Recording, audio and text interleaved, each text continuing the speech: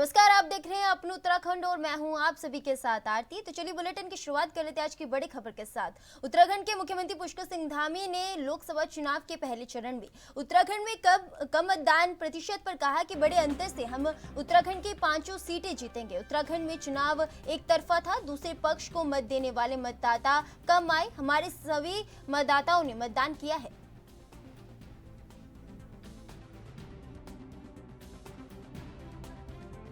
हमारी संस्कृति है और संस्कृति का संवर्धन होना चाहिए। हमारी विरासत है वो आगे बढ़नी चाहिए और हिंदू नववर्ष, हिंदू संवत्सर हमारे लिए हर प्रकार से कहीं चैत्र शुक्ल प्रतिपदा के रूप में, कहीं नव संवत्सर के रूप में, कहीं पर जो है गुड़ी पड़वा के रूप में मनाया जाता है। तो ये बहुत आज शानदार यहाँ पर आयोजन हुआ है। ये निश्चित रूप से हमारी भावी पीढ़ी को भी किशोर विरासत आगे बढ़ेगी, उनके भी स्मरण में रहेगा और जो हमारी संस्कृति है वो लगातार उसका संवर्धन होगा, उसका विकास होगा। सनातन के बारे में, चैत्र माह के बारे में पता ही नहीं था, आज सबको जानकारी मिली। निश्चित रूप से बहुत अच्छा प्रयास है और मैं ये कहना चाहता हूँ कि इस प्रकार के कार्यक्रम होते रहने चाहिए, जिससे कि पीढ़ी दर पीढ़ी ये हमारी जो संस्कृति है वो आगे बढ़ेगी। धामी जी, उत्तराखंड में चुनाव हुआ है, आप लोग कितने कॉन्फिडेंस से अपनी सीटों को लेकर भारतीय जनता पार्टी कितने सीटें उत्तराखंड में जीत रही है? पूरी कॉन्फिडेंस है और बड़े अंतर से हम 5 की 5 सीटें जीत रहे हैं। उत्तराखंड के अंदर एक तरफा लहर थी माननीय प्रधानमंत्री मोदी जी की और तीसरी बार उनको प्रधानमंत्री बनाने के लिए उत्तराखंड पूरी तरह से साथ है और बड़े अंतर से 5 सीटें जीतेंगे। हर चुनाव में जीतते आए हैं। वोटिंग कम हुई है, क्या लगता है किसकी तरफ जाएगा? नहीं, देखिए वो चूंकि इस बार चुनाव केवल एक तरफा था उत्तराखंड के अंदर, इसलिए दूसरे लोग जो दूसरी पार्टियों को मत देने वाले थे वो शायद वो कम आए और हमारे जो मतदाता थे पूरी तरह से आए हैं। बड़ा फैक्टर रहा इस चुनाव में मानते हैं? यूसीसी देश की आवश्यकता है और उत्तराखंड में ये विधेयक बन चुका है और हमारे संकल्प पत्र में भारतीय जनता पार्टी का जो संकल्प पत्र माननीय प्रधानमंत्री जी के नेतृत्व में देश के सामने प्रस्तुत हुआ है, उस संकल्प पत्र में पूरे देश के अंदर यूसीसी लागू करने की बात की गई है। तो निश्चित रूप से देश समान नागरिक संहिता की ओर बढ़ गया है। एक तरफ हम हैं जो सबके समान अधिकारों की बात कर रहे हैं, समान कानूनों की बात कर रहे हैं, दूसरी तरफ कांग्रेस पार्टी का भी जो घोषणा पत्र जारी हुआ है उसमें उन्होंने मुस्लिम पर्सनल लॉ जैसी चीज़ों को लागू करने की बात की है। देश की जनता फर्क साफ महसूस समझ रही है कि तुष्टीकरण करने वाले, लगातार जो भ्रष्टाचार करने वाले लोग हैं वो एक तरफ हैं, एक तरफ मोदी जी हैं जो पूरे देश को अपना परिवार मान के, सबको एक समान मान के, सबका साथ, सबका विकास, सबका विश्वास, इस आधार पर पूरे देश को एक करने का काम उनके नेतृत्व में हुआ है। कश्मीर से कन्याकुमारी तक, कटक से लेकर कटक तक आज पूरा देश।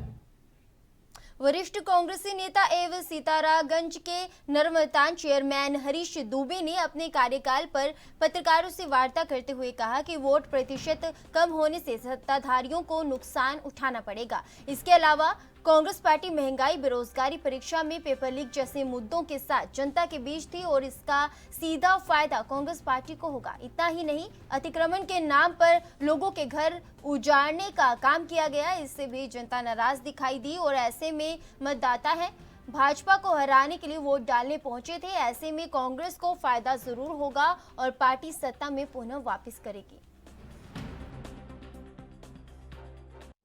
ये मान लीजिए कि अगर जो आप कह रहे हैं वोट परसेंटेज घटा है तो निश्चित रूप से सत्ताधारी लोगों की जो बेचैनी है वो लाजिब है और मुनासिब है, क्योंकि उनकी ये सीधा सीधा घाटा सत्ताधारी लोगों को होने जा रहा है, बीजेपी को होने जा रहा है। हम लोग देखिए मुद्दे क्या थे, मुद्दे बेरोजगारी का मुद्दा था, भ्रष्टाचारी का मुद्दा था, महंगाई का मुद्दा था, बच्चों के पेपर लीक का मुद्दा था और उसके बाद लोकल में जो ये तोड़फोड़ हुई G20 के नाम पर, कभी रोड को चौड़ा करने के नाम पे लोगों के घर उजाड़ दिए गए, लोगों की दुकानें तोड़ दी गई, लोगों को बेसहारा कर दिया गया, लोगों पे झूठे मुकदमे लगाए गए, लोगों को डराया गया, धमकाया गया, लोगों को ब्लैकमेलिंग करी गई। ये सारे मुद्दे छाए रहे और इसको लेकर जो है कि जो मतदाता लाइन में जाकर लगा, वो मतदाता था जो हराने के लिए इस बार लगा, सत्ता को पलटने के लिए लगा, परिवर्तन के लिए लगा। वो मतदाता पोलिंग बूथ तक पहुंचा और जो मतदाता इस भरोसे बैठा हुआ कि सब कुछ तो चल रहा है, सब लहर चल रही है और जो लहर वाली थी, लहर में अपने आप वोट पड़ जाएगा, वो मतदाता 5 बज गए, पोलिंग का समय समाप्त हो गया, वो घरों में ही सोता रह गया। 400 पार कहां से कहा जा रहा है? 400 पार की जो स्थिति है वो तो अब 4 जून को बिल्कुल ही क्लियर होने वाली है कि 400 पार हो जाएंगे या कहीं 150-200 पे ही अटकते रह जाएंगे। मुझे तो ये परिवर्तन की लहर दिखाई दे रही है। जिस हिसाब से पोलिंग हुई है, वो पोलिंग जो हुई है, और देहरादून की जिलाधिकारी सोनिका महाराणा प्रताप स्पोर्ट्स कॉलेज में बनाए गए स्ट्रांग रूम का जायजा लिया। स्ट्रांग रूम की सुरक्षा के लिए 24 घंटे अर्धसैनिक बल के जवान तैनात रहते हैं। स्ट्रांग रूम की निगरानी 24 घंटे सीसीटीवी कैमरों से होती है। बता दें कि स्ट्रांग रूम में सामने की तरफ एक कंट्रोल रूम होता है। इस कंट्रोल रूम से सुरक्षा पर नजर रखी जाती है। सुरक्षा के लिए अर्धसैनिक बलों के साथ राज्य पुलिस की भी ड्यूटी लगाई गई है। स्ट्रांग रूम में प्रवेश और निकास के लिए केवल एक ही गेट का उपयोग किया जा रहा है। इसके अलावा अन्य सभी गेट पूरी तरह से बंद रहेंगे। जिलाधिकारी ने स्ट्रांग रूम की सुरक्षा में तैनात अर्धसैनिक बल के अधिकारियों और जवानों को भी सख्त निर्देश दिए। कहा कि स्ट्रांग रूम की 3 लेयर सुरक्षा कायम रखना है। वोटों की गिनती के समय ही ईवीएम मशीनें यहां से निकलनी चाहिए।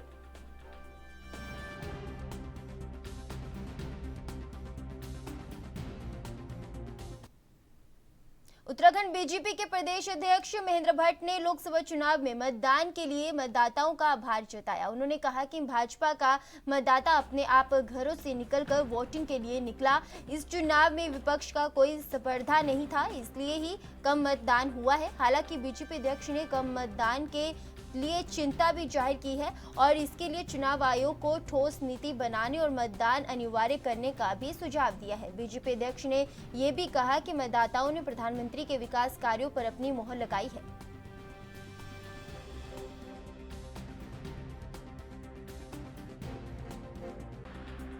चुनाव संपन्न होने के बाद ये मेरा कर्तव्य बनता है कि आप सबका मैं आभार व्यक्त करूं और जो अपेक्षाएं दल द्वारा आम मतदाता से थी और जो हमारा फीडबैक है उस पर भी कुछ जानकारी आप तक रखूं, क्योंकि कल तक हम सभी समाचार पत्रों के समाचारों में बहुत से ऐसे बिंदु जो समाज वर्ग के बीच के आपके द्वारा प्रस्तुत किए गए थे, हम उसको भी स्वीकार करते हैं। खास तौर पर कम मतदान जो विषय है, चिंता का विषय है और कहाँ कमियां रही, इस पर भी सबको मंथन करना है कि लोकतंत्र में मतदान अनिवार्य हो, इसकी मांग मेरा दल बार बार करता है। हम लोग प्रयास करते हैं कि लोकतंत्र के चौथे स्तंभ के माध्यम से और सामाजिक जागरण के माध्यम से चुनाव आयोग बार बार प्रयास करता है कि मतदान बढ़े, लेकिन आज के सुविधाजनक माहौल में और क्या तकनीक अपनाई जा सकती है कि मतदान अच्छा हो, इसके लिए प्रयास भविष्य में निर्वाचन आयोग करे, ऐसी अपेक्षाएं करते हैं। प्रदेश की सम्मानित मतदाताओं का लोकतंत्र के महापर्व में सहभागिता के लिए मैं पार्टी की तरफ से सबका बहुत बहुत आभार व्यक्त करता हूं। स्पष्ट है कि देवभूमि ने दिल खोलकर मोदी जी के लिए मतदान किया है। सदैव सक्रिय रहे भाजपा के बूथ अध्यक्ष, पन्ना प्रमुख तथा शक्ति केंद्रों ने बेहतर कार्य करते हुए, शक्ति केंद्र संयोजक केंद्रीय कमेटी हुई है, बेहतर कार्य करते हुए मतदाताओं को बूथ तक पहुंचाने के लिए कार्य किया। हमें संगठन के कार्यकर्ताओं पर गर्व है। सभी पदाधिकारियों कार्यकर्ताओं ने दिए गए दायित्व का जिम्मेदारी के साथ निर्वहन किया। समय समय पर आयोजित विकास योजनाओं को आम जन तक पहुंचाने के लिए कार्यक्रमों की भांति आखिरी तक कार्यकर्ता जुटे रहे और यह उनके समर्पण को साबित करता है। जनता मोदी जी के नेतृत्व में विकसित भारत का निर्माण चाहती है और उसने उत्साह दिखाया है। जनता ने मोदी जी के 10 वर्षों के रिपोर्ट कार्ड पर अच्छे नंबर देकर अपनी मोहर लगाई है। सभी धर्मों, वर्ग, जातियों एवं सर्व समाज का आशीर्वाद भारतीय जनता पार्टी को प्राप्त हुआ है। मातृशक्ति, युवा, किसान और गरीब, इस प्रदेश की चारों जातियों ने मोदी जी के पक्ष में। भाजपा के राष्ट्रीय महामंत्री एवं उत्तराखंड प्रदेश चुनाव प्रभारी दुष्यंत गौतम ने लोकसभा की 5 सीटों पर भारी मतों से जीत दर्ज करने का दावा करते हुए कहा कि पार्टी 20 से 25 लाख वोटों के अंतर से जीत दर्ज करेगी। इस पर राज्यसभा सांसद नरेश बंसल ने कहा कि यह सार्थक होता है कि हर पार्टी अपने कार्यकर्ताओं का मनोबल बढ़ाने के लिए अपना टारगेट फिक्स करती है और उस टारगेट को पाने के लिए काम करती है। उसी के अंतर्गत प्रदेश चुनाव प्रभारी दुष्यंत गौतम ने भी कहा कि यह हम भी मानते हैं कि हमारा इस लोकसभा चुनाव में जीत का अंतर बहुत बड़ा होगा। देखिए, सार्थक होता है अपने कार्यकर्ताओं का मनोबल बनाए रखने के लिए। हर पार्टी अपना टारगेट फिक्स करती है, उस टारगेट को अचीव करने के लिए काम करती है। उसी के अंतर्गत उन्होंने भी कहा और हम अभी भी मानते। उत्तराखंड से राज्यसभा सांसद व बीजेपी के सदस्य नरेश बंसल प्रदेश की 5 सीटों पर जीत को लेकर आश्वस्त दिखे। साथ ही मत प्रतिशत कम होने को लेकर कहा कि मत प्रतिशत जो 5% कम हुई है उसके बहुत सारे कारण हैं, उन सारे कारणों का विश्लेषण करेंगे। वहीं कांग्रेस के प्रदेश महामंत्री नवीन जोशी ने कहा कि प्रदेश के अंदर मत प्रतिशत कम हुई है, यह बीजेपी की नाकामी है। उन्होंने कहा कि पिछले 10 सालों से युवा ठगा जा रहा है, यही कारण है कि मतदान में युवा वर्ग ने रुचि कम दिखाई। साथ ही कहा कि 4 जून को नतीजा आ जाएगा और बीजेपी का असली चेहरा जनता के सामने होगा। मतदान कांग्रेस के पक्ष में हुआ है। देखिए, भारतीय जनता पार्टी की नाकामी है। प्रदेश के अंदर जो मत प्रतिशत कम आया है, कांग्रेस का बूथ मैनेजमेंट बहुत अच्छा था, कांग्रेस के पक्ष में मतदान हुआ है। ये भारतीय जनता पार्टी को सोचना चाहिए। इसके नतीजे 4 तारीख को आ जाएंगे तो उसका क्या भारतीय जनता पार्टी के जो असली चेहरा है, जो उन्होंने वादे जनता से किए थे, जो जुमलेबाजी उन्होंने छोड़ी थी, तो युवाओं का मोह भंग हो गया है। एक बार आदमी ठगा जाता है, 2 बार ठगा जाता है। 10 साल से जो अपना युवा है ठगा जा रहा है, वो अपने को ठगा महसूस कर रहे हैं और उन्होंने इसलिए मतदान में रुचि नहीं दिखाई। कांग्रेस का बूथ मैनेजमेंट बहुत अच्छा था और कांग्रेस के पक्ष में मतदान हुआ। निश्चित तौर पे जो रिजल्ट आएंगे चौंकाने वाले रहेंगे। प्रदेश की 5 लोकसभा सीट कांग्रेस की झोली में जाएगी। नहीं, मैं ये नहीं कह रहा किसने क्या कहा, लेकिन मैं इतना मानता हूं कि मतदान जो 5% के लगभग कम हुआ है, उसके बहुत सारे कारण हैं। उन सारे कारणों का विश्लेषण करना होगा। उत्तराखंड की 5 लोकसभा सीटों पर पिछले दिनों चुनाव हुए, लेकिन चुनावों में कम मतदान के बावजूद भी प्रदेश में सत्तारूढ़ भाजपा अपनी जीत को लेकर आश्वस्त है। मुख्यमंत्री के बाद भाजपा के प्रदेश अध्यक्ष महेंद्र प्रसाद भट्ट ने 5 लोकसभा सीटों को जीतने का दावा किया है। इस पर कांग्रेस के प्रदेश प्रवक्ता शीशपाल सिंह बिष्ट ने तंज कसते हुए कहा कि यह बीजेपी का अहंकार है और सच्चाई को नकराने जैसा भाजपा का इस प्रकार का रवैया है, क्योंकि प्रचंड बहुमत की सरकार राज्य में 7 सालों से है और केंद्र में 10 सालों से है। उन्होंने कहा कि इस बीच जनहित के कोई काम नहीं हुए, बेरोजगार सड़कों पर है, बेटियों को सुरक्षा नहीं मिली, किसानों की समस्या का समाधान नहीं हुआ। उत्तराखंड जैसे सीमावर्ती राज्य में अग्निवीर योजना का हर घर में विरोध है। शीशपाल सिंह बिष्ट ने कहा कि निश्चित तौर पर सत्ता विरोधी लहर के चलते मतदान कम हुआ है। उन्होंने कहा कि भाजपा तो चुनाव से पहले बड़े बड़े दावे कर रही थी कि 75 मतदान करवाएंगे, 5 लाख वोटों के अंतर से हर लोकसभा सीट को जीतेंगे। चुनाव में हमारा पन्ना प्रमुख लगा है, लेकिन वह पन्ना प्रमुख थे कहाँ, कहीं दिखे नहीं और ना बीजेपी का कोई धावा धरातल पर सच होता नजर आ रहा है। तो बीजेपी किस आधार पर जीत के दावे कर रही है? देखिए, भारतीय जनता पार्टी का ओवर कॉन्फिडेंस है, सत्ता का अहंकार है और सच्चाई को नकारने जैसा भाजपा का इस प्रकार का रवैया है, क्योंकि प्रचंड बहुमत की सरकार राज्य में 7 सालों से 10 सालों से केंद्र में है। जनहित के कोई काम हुए नहीं, बेरोजगारों को रोजगार नहीं मिला, बेटियों को सुरक्षा नहीं मिली, किसानों की समस्याओं का समाधान नहीं हुआ और उत्तराखंड जैसे सीमावर्ती राज्य में जो है अग्निवीर योजना का जो है हर घर में विरोध है। तो निश्चित तौर पर जो है सत्ता विरोधी लहर है, जिसके चलते जो है मतदान कम हुआ है। और भाजपा तो चुनाव से पहले बड़े बड़े दावे कर रही थी कि 75% मतदान करवाएंगे, 5 लाख वोटों के अंतर से हर लोकसभा जीतेंगे, हमारा पन्ना प्रमुख जो है लगा हुआ है। तो इस चुनाव में तो न भाजपा का पन्ना प्रमुख दिखा, न भाजपा का कोई दावा धरातल पर सच होता हुआ नजर आया। तो भाजपा किस आधार पर जो है जीत के दावे कर रही है? भाजपा राज्य की 5 लोकसभा सीटें हारने जा रही है और कमोबेश यही स्थिति पूरे देश की है। सच्चाई को जो है भाजपा को स्वीकार करना चाहिए और अभी नहीं। फिलहाल रुकेंगे छोटे से ब्रेक के लिए, आप देखते रहे अपना उत्तराखंड।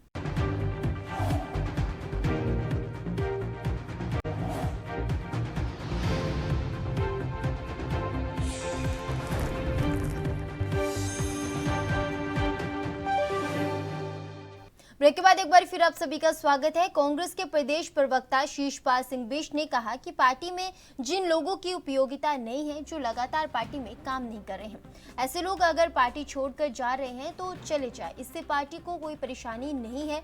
जो अक्सरवादी लोग हैं वे पहले भी पार्टी छोड़कर जा चुके हैं और कुछ लोग सीबीआई और ईडी से डरे हुए हैं। उन्होंने कहा कि जो कांग्रेस के निष्ठावान कार्यकर्ता हैं, जो राहुल गांधी जी के साथ कदम से कदम मिलाकर चल रहे हैं, वे आज भी कांग्रेस में ही हैं और कहीं गए नहीं। जो लोग बुरे समय में पार्टी को छोड़कर जा रहे हैं, वे पार्टी में रहने लायक भी नहीं है। जनता ऐसे लोगों को देख रही है। देखिए, कांग्रेस पार्टी में जिन लोगों की उपयुक्तता नहीं है, जो लगातार पार्टी में काम ही नहीं कर रहे हैं, ऐसे लोग अगर पार्टी छोड़ के जा रहे हैं तो चले जाएं, उससे पार्टी को क्या फर्क पड़ रहा है। और निश्चित तौर पर जो अवसरवादी लोग हैं वो पहले भी गए हैं, अब भी जा रहे हैं। कुछ ईडी, सीबीआई, इनकम टैक्स से डरे हुए लोग हैं। और जो संघर्षशील कार्यकर्ता है, जो पार्टी का निष्ठावान कार्यकर्ता है, जो राहुल गांधी की जो है भारत जोड़ो और न्याय जोड़ो यात्रा में कदम से कदम मिला करके संविधान बचाने की और लोकतंत्र बचाने की लड़ाई में कांग्रेस पार्टी और राहुल गांधी के साथ है, वो निष्ठावान कार्यकर्ता तो कहीं नहीं जा रहा है। वो तो जो है भाजपा की जन विरोधी नीतियों के खिलाफ जो है डट करके खड़ा है। और जो बुरे समय में पार्टी को छोड़ के जा रहे हैं, तो ऐसे कार्यकर्ता तो जो है निश्चित तौर पर पार्टी में रहने लायक भी नहीं है। तो ऐसे लोग जितनी जल्दी हो उतनी जल्दी चले जाएं, अच्छी बात है। लेकिन निश्चित तौर पर जनता भी ऐसे लोगों को जो है माफ नहीं करने वाली। जनता ऐसे अवसरवादी लोगों को देख रही है, समझ रही है और समय आने पर उन्हें। लोकसभा चुनाव में हुए पहले चरण के मतदान पर कांग्रेस पार्टी द्वारा बनाए गए वोट रूम में चुनाव के दौरान शिकायतें प्राप्त हुई है। इस बात को लेकर कांग्रेस के प्रदेश महामंत्री नवीन जोशी ने कहा कि कई क्षेत्रों में कांग्रेस के मतदाता थे जिनका नाम वोटर लिस्ट में नहीं था। साथ ही उन्होंने कहा कि हमने चुनाव आयोग से शिकायत की, लेकिन उसके कोई सकारात्मक परिणाम देखने को नहीं मिले।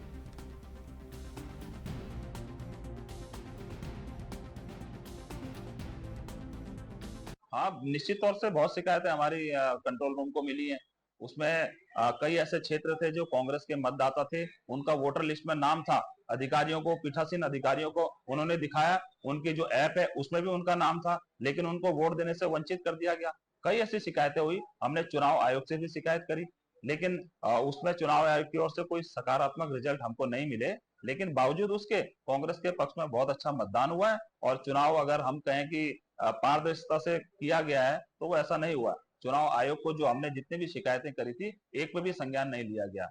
लेकिन कुल मिला के कांग्रेस के पक्ष में मतदान हुआ है। 4 तारीख को कांग्रेस के पक्ष में जो लोकसभा चुनाव के पहले चरण के मतदान के बाद भी कांग्रेस नेता पार्टी छोड़कर बीजेपी में शामिल हो रहे हैं। उत्तराखंड बीजेपी प्रदेश मुख्यालय में प्रदेश अध्यक्ष महेंद्र भट्ट ने इन नेताओं को बीजेपी में शामिल कराया। कांग्रेस के राष्ट्रीय संयोजक सुरेश गंगवार, उधम सिंह नगर की जिला पंचायत अध्यक्ष रेणु गंगवार, पूर्व कैबिनेट मंत्री हरक सिंह रावत की पत्रवधु अनुकृति गुस्साई को भी भाजपा में शामिल हुई हैं वो भी। और कांग्रेस छोड़कर बीजेपी में शामिल होने वाले नेताओं ने कहा कि वो प्रधानमंत्री नरेंद्र मोदी और मुख्यमंत्री पुष्कर सिंह धामी के विकास कार्यों से प्रभावित होकर बीजेपी में शामिल हुए हैं। ज्वाइनिंग अभी खत्म नहीं हुई है। भारतीय जनता पार्टी बड़ा परिवार है और कांग्रेस मुक्त भारत का जो हमारा नारा है, उस नारे को अभी पंचायत चुनाव में और गति मिलेगी, नगर पालिका चुनाव में और गति मिलेगी और सब लोग भारतीय जनता पार्टी के लिए अपना सहयोग देंगे। अनुकृति जी का कल ही मुझे प्रस्ताव प्राप्त हुआ भारतीय जनता पार्टी ज्वाइन करने का। मैंने भी अपने संबंधित नेतृत्व से बातचीत करने के बाद और फिर मैंने अपनी सहमति दी है। हमारे गंगवार जी, आपने कोई कांग्रेस पहले छोड़ दी थी, लेकिन आपने भी दो दिन पहले ही भारतीय जनता पार्टी ज्वाइन करने की इच्छा व्यक्त की है। आपको मैंने दल में आपकी एंट्री हुई है, क्योंकि हमारे यहाँ ज्वाइनिंग की एक पद्धति है, एक टीम है। उन टीम के डिस्कशन के बाद अनुराग ठाकुर जी जो हमारे उत्तराखंड की ज्वाइनिंग की देखते हैं, वहाँ से अनुमति लेने के बाद ही हम ज्वाइनिंग करा रहे हैं। अभी बहुत से प्रस्ताव हैं, धीरे धीरे वो सब आप तक हम पहुँचाएंगे। ऐसे लोगों की ज्वाइनिंग करेंगे कार्यक्रम के माध्यम से। बहुत बहुत धन्यवाद। देखिए, मैं सबसे पहले अखिल भारतीय विद्यार्थी परिषद का विश्वविद्यालय प्रमुख रह चुका हूँ, रोहिलखंड विश्वविद्यालय बरेली में। और मैं आदरणीय मोदी जी की नीतियों से, आदरणीय अमित शाह जी की नीतियों से, आदरणीय हमारे जो राष्ट्रीय अध्यक्ष हैं उनकी नीतियों से, हमारे माननीय मुख्यमंत्री जी की नीतियों से और माननीय प्रदेश अध्यक्ष जी की नीतियों से, सबकी नीतियों से खुश होकर और खासकर भारतीय जनता पार्टी की जो इस तरह की जो विचारधारा, जो कार्यशैली है, उसको खुश होकर हम लोगों ने अपने परिवार में पुनर्वासी किया। ससुर जी को कैसे समझाएंगे, घर वाले को कैसे समझाएंगे? देखिए, मुझे बहुत खुशी है आज कि जो हमारा नेतृत्व है उसने मुझे अपने परिवार का हिस्सा बनाया है। भारतीय जनता पार्टी को मैंने ज्वाइन किया है। आदरणीय नरेंद्र मोदी जी के कामों से प्रभावित होकर जिस तरीके से एक सपना उन्होंने विकसित उत्तराखंड का देखा है, वोकल फॉर लोकल को जिस तरीके से वो पूरे उत्तराखंड में, पूरे देश के अंदर प्रमोट कर रहे हैं, आत्मनिर्भर उत्तराखंड, आत्मनिर्भर भारत बनाने की बात करते हैं, ये सभी चीज़ें मुझे प्रभावित करती है। और मुझे उम्मीद है कि जिस तरीके से उन्होंने कहा है कि आने वाला दशक उत्तराखंड का दशक है, मैं उम्मीद करती हूँ कि उत्तराखंड के केंद्र बिंदुओं को वो देखते हुए, समझते हुए उत्तराखंड को विकसित बनाने का काम करेंगे और हम सभी लोग उनके इस महायज्ञ में अपना योगदान देंगे। ये जांच के लोकसभा चुनाव का पहला चरण शांतिपूर्ण तरीके से संपन्न हो गया है। चुनाव के बाद गांव देहात क्षेत्रों में लोग चुनावी समीकरण जोड़ने में जुट गए हैं। चुनावी समीकरण को जानने के लिए, जनता की राय जानने के लिए, हमारी टीम के लोगों की राय जानने के लिए जो हमारी टीम है वो लोगों के पास पहुंची और उनकी राय जानी। युवाओं ने अपने भविष्य के रोजगार के लिए आज हमारा युवा बड़ी बड़ी डिग्रियां लेकर बीटेक, पॉलिटेक्निक, ITI कर कर बेरोजगार घूम रहा है। उसके लिए कोई व्यवस्था नहीं है सरकार के पास। तो जिस पार्टी ने युवाओं के भविष्य के बारे में सोचा है उसको देखकर हमने वोट किया। ये भाई किसान इतना परेशान हो गया, सारी चीज़ों पर तो GST लगी, दवाई महंगी होगी, खाद महंगा हो गया, बुआई खुदाई सब महंगाई होगी। किसान भी परेशान है, मजदूर भी परेशान है, और सबसे ज़्यादा परेशान है नौजवान, लड़के नौजवान जो बेरोजगार हो गए, उनकी उम्र भी निकल गई, डिप्रेशन में जा लिए। अब महंगाई या सबसे ज़्यादा जी ने धरती मचा दी। जो है इस तानाशाही के खिलाफ वोट डाला है, लोकतंत्र, इस संविधान को बचाने के लिए वोट डाला है। और मैं आपको इस माध्यम से बधाई दूंगा अपने दलित भाइयों को, जिन्होंने 80% पोलिंग जो है अपने लोकतंत्र को बचाने के लिए, बाबा साहब के संविधान को बचाने के लिए वोट किया है। इनकी दुर्गति होने जा रही है अगले चरणों में, इनके हाथ पैर फूल गए हैं। इन्होंने किसी युवा का, किसी किसान का, किसी गरीब का, किसी आपके जो सरकारी आदमी है, इन्होंने किसी को भी इस सरकार ने लाभ देने का काम नहीं किया है। उल्टे जो हो देश की जनता को परेशान करने का काम किया है। हरिद्वार लोकसभा सीट पर जो मतदान किया, हमने भी किया और हमारे साथियों ने जो किया है, एक तो लोकतंत्र को बचाने के लिए, दूसरा नंबर है बेरोजगारी है। जितने नौजवान हैं उनको रोजगार नहीं मिल रहा है, महंगाई बहुत है। पहले 400 रुपये का सिलेंडर था, अब 1000 का। पेट्रोल पर 45 रुपये था, आज 100 रुपये है। और जितने भी ये है मुद्दे जो सरकार ध्यान नहीं दे रही, उनका एक ही मुद्दा है। कोई भी जो सत्ता में वो लोग कोई ध्यान नहीं दे रही, सिर्फ वो एक ही मुद्दा है उनका, इसके अलावा तीसरा नहीं। इसी महंगाई को देखते हुए डीजल, पेट्रोल, इन चीज़ों के दाम बढ़ते हुए जा रहे हैं और आप देख रहे हैं जनता कितनी परेशान है। महंगाई, भ्रष्टाचार, और पहले बिजली का बिल 2 महीने में आता था, अब देख रहे हैं हर महीने बिल आता है। गरीब आदमी अपनी कहाँ से पूर्ति करेगा? लगातार जो महंगाई, भ्रष्टाचार ये देखा जा रहा है ना, जनता परेशान है। इसी परेशानी के कारण फिलहाल के लिए अपने उत्तराखंड में मेरे साथ बस इतना ही। अब बने रहे ANB न्यूज़ के साथ। नमस्कार।